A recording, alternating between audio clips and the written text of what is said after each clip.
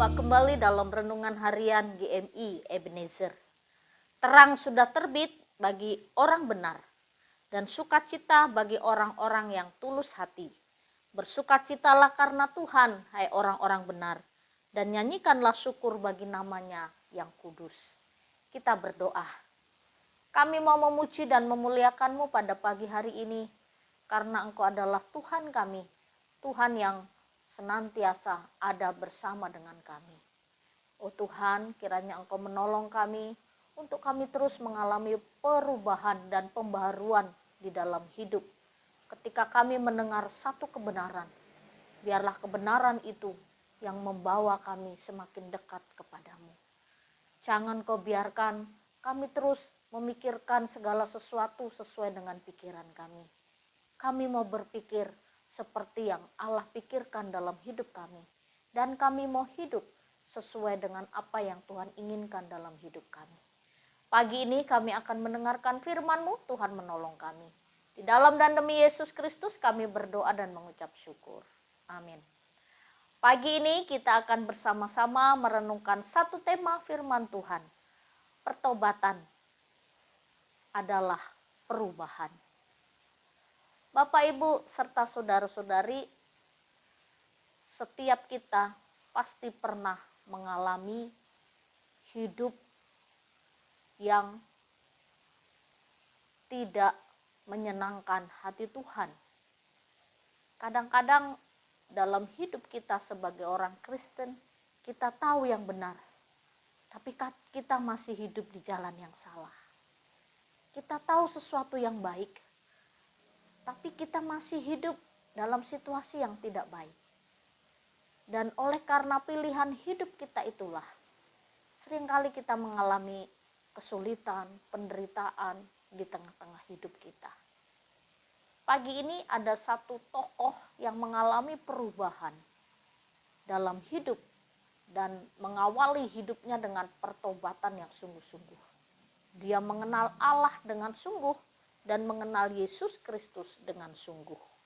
Di dalam Lukas 19 ayat 8, demikian bunyi firman Tuhan. Tetapi Zakheus berdiri dan berkata kepada Tuhan, Tuhan, setengah dari milikku akan kuberikan kepada orang miskin. Dan sekiranya ada sesuatu yang kuperas dari seseorang, akan kukembalikan 4 kali lipat. Ini perubahan dalam hidup Zakheus. Ketika Zakheus dia adalah orang Farisi, dia juga kepala pemungut cukai, dia juga orang kaya, dia tokoh yang sangat terkenal. Ketika Tuhan singgah di rumah Zakheus, Tuhan Yesus tidak berkata apapun tentang soal pertobatan. Tetapi Zakheus ketika merasakan kedatangan Kristus, dia mengalami perubahan dalam hidup. Dan pada waktu itu, dia memberikan setengah dari miliknya. Padahal harta itu merupakan sesuatu yang dia kejar.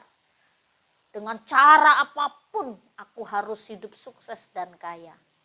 Tetapi sesudah bertemu dengan Tuhan Yesus, ada perubahan dalam hidup. Harta bukan segalanya.